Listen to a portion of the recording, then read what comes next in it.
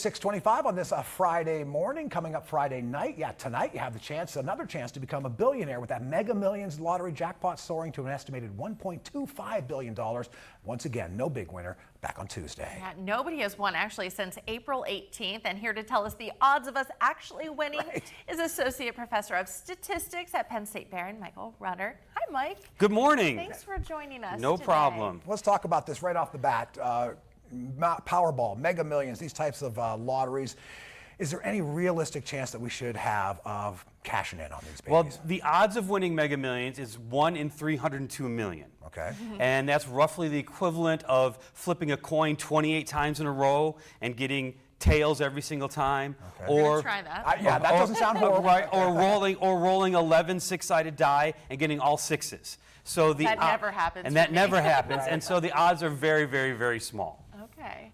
Do you have conversations about this with your students often? Yes. When we do probability, this is one of the topics we talk about.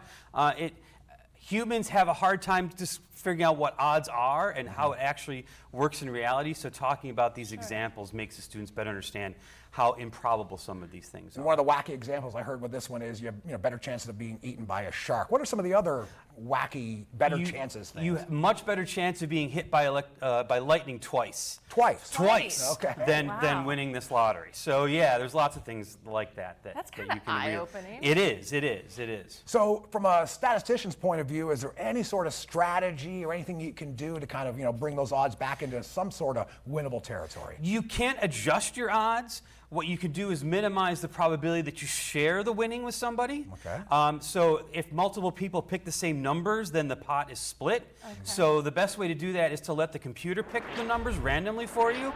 Because if you base your numbers based on birthdays and things like that, those numbers tend to get picked more often. And so you have a greater probability of sharing it. So the goal is to minimize that probability by picking totally random numbers. So what about buying multiple tickets? That does reduce your odds, but that goes from astronomical to slightly less astronomical. So it's not that much of an adjustment. So you're saying going off the birthdays and going off that sort of hunch thing actually lowers your odds of winning? Lowers, if you do win, it lowers the amount that you would win. There you go.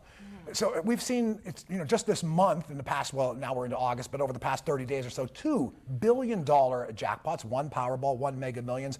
What do you see as far as the trend goes for these big numbers? Well, in both of those lotteries, that happens about once a year on average. Sometimes you get lucky and they come, right after each other. I know in January there was another Mega Millions lottery that was over $1 billion. It depends upon how many tickets are sold. The more tickets that are sold, the more likely someone is to win. In January, they sold 173 million tickets, which means that there's about a 45% chance that someone will win the pot. Okay. So if that goes the same way, there's about a 45% chance, so at least one person will win tonight. Final question, the quickest answer, I guess. Do you, as a statistician, ever go out there and buy a lottery ticket? No, I do not. I feel there's better ways to spend my money than on a lottery ticket. I think that speaks volumes. It does. Mike Rutter, Associate Professor of Mathematics at Penn State Behrend. Thanks so much for your time. Thank you very much. Enlightening information. Erie News Now Sunrise, coming right back in 2 minutes.